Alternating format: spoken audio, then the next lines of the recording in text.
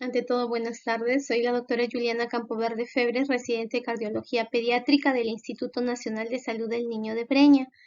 En esta oportunidad he creído conveniente exponer acerca de un tema muy interesante que es una cardiopatía congénita cianótica denominada tetralogía de Fallot.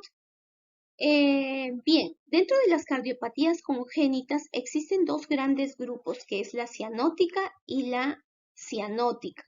Dentro de las cianóticas, nosotros podemos observar que hay aquellas que me dan un flujo pulmonar disminuido y aquellas que me pueden dar un flujo pulmonar alto. Dentro de las flujo pulmonar disminuido está la tetralogía de Fallot. La tetralogía de Fallot es una de las primeras causas de cardiopatía congénita cianótica em, en la población pediátrica. Más o menos se va a dar del 7 al 10% y además requieren intervención en el primer año de vida. La prevalencia es semejante tanto en los varones como en las mujeres. Dentro de la definición, existen cuatro características muy importantes, como observamos acá. Vamos a tener una estenosis a nivel del tracto de salida del ventrículo derecho, que puede ser a nivel de la zona infundibular. Además, vamos a tener una hipertrofia a nivel del ventrículo derecho, comunicación interventricular subaórtica, perimembranosa, y además vamos a tener la dextroposición de la aorta. Bien, aquí podemos observar de manera más detallada qué es lo que pasa en esta patología. Bien, esto es desde un punto de vista embriológico. Nosotros observamos que normalmente existe una alineación a nivel del septo que separa la parte aórtica con la pulmonar y del siguiente septum interventricular. Sin embargo, ¿qué pasa en la tetralogía de Fallot? Este complejo septo que separa tanto la aorta como la arteria pulmonar se desplaza hacia adelante y hacia la parte superior, dejando consigo una mala alineación y con ella una comunicación interventricular.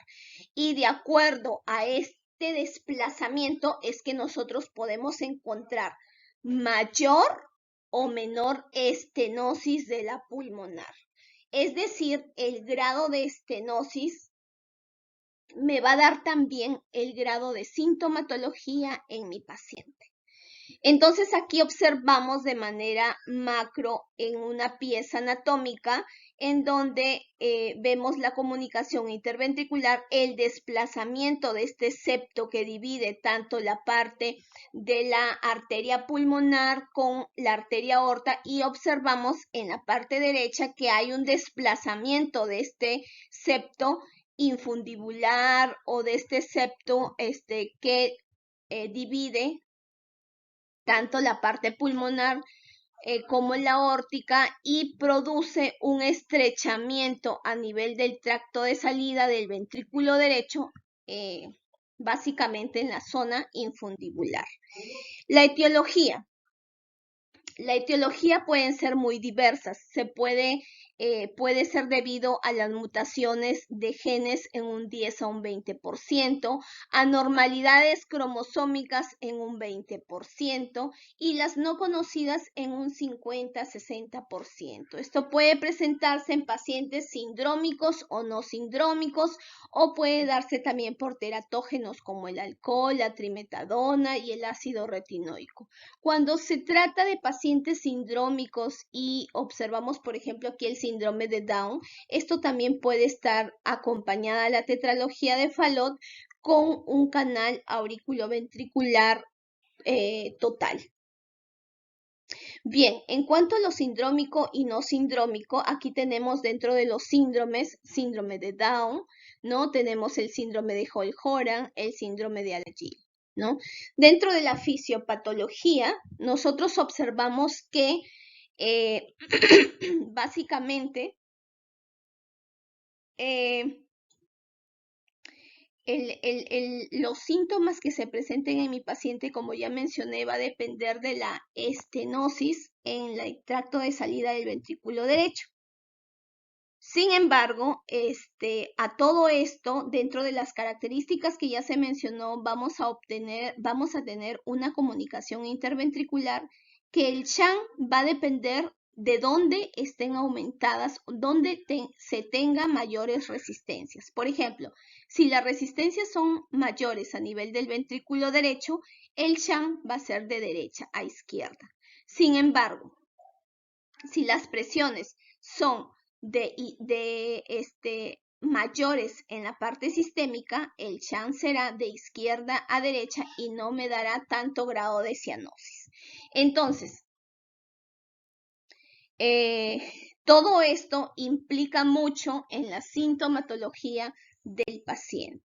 Dentro de las manifestaciones clínicas va a ser de acuerdo al grado de la estenosis pulmonar, en donde se me va a presentar si el paciente, si esta estenosis es mínima como un falot rosado, entonces la cianosis casi no se va a distinguir a simple vista. Pero ¿qué pasa si es que esta estenosis es moderada? Ya vamos a ver un grado de cianosis mayor, y si es que es severa, puede llegar mi paciente hasta tener crisis de hipoxia. Dentro de las manifestaciones clínicas, nosotros vamos a ver básicamente en estos pacientes es la cianosis que van a presentar, ¿no? De acuerdo al grado de estenosis pulmonar, ¿no? Y esto cuando nosotros lo vamos a observar más, cuando el paciente entra en algún grado de estrés, llanto, ¿no? Ahí el paciente se estresa más y bajo ciertos mecanismos va a haber una mayor contracción infundibular, mayor grado de estenosis, por lo tanto una mayor severidad en la cianosis, ¿no? En este caso, el paciente me puede traer consigo una crisis de hipoxia, para lo cual debemos de actuar adecuadamente para que el paciente mejore esta crisis, ¿no?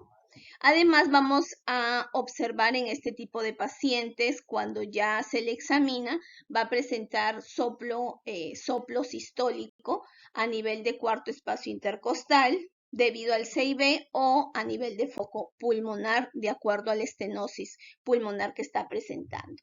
Dentro de las lesiones asociadas, se dice que puede asociarse también a insuficiencia aórtica, ¿no? Debido a que muchas veces el defecto septal ventricular está parcialmente techado por la válvula aórtica, ¿no? Además, en estos pacientes, en un gran porcentaje, cerca del 50%, podemos encontrar arco aórtico hacia la derecha, y además es muy importante realizarle adecuadamente una buena ecocardiografía para definir la anatomía de las arterias coronarias, ya que puede haber alguna alteración o la arteria coronaria derecha puede estar cruzando la zona infundibular, y esto los cirujanos tienen que tener bastante cuidado para la intervención quirúrgica. Menos frecuente se puede dar la comunicación interauricular y el drenaje venoso pulmonar total. En cuanto a las crisis de hipoxia, que estamos dentro de las manifestaciones clínicas que más observamos en este paciente, va a surgir un evento desencadenante, puede ser estrés, y en esto se puede presentar debido al llanto. Van a haber mecanismos de control respiratorio vulnerables, van a reaccionar al aumento del gasto cardíaco. Ante esto tiene que aumentar el retorno venoso, se aumenta el shunt de derecha a izquierda, ¿no? Y a través también, por efecto de la contracción infundibular que se da al mismo tiempo por otros mecanismos, puede haber disminución de la presión de oxígeno y pH, y además aumento del CO2. Va a haber una hipercarbia, ¿no? Y todo esto se va a repetir como un círculo vicioso, por lo tanto es necesario cortar el factor desencadenante. Dentro del diagnóstico podemos observar básicamente en la base de mi pirámide siempre va a estar lo que es el examen clínico. En el examen clínico vamos a tener que observar al paciente cómo está.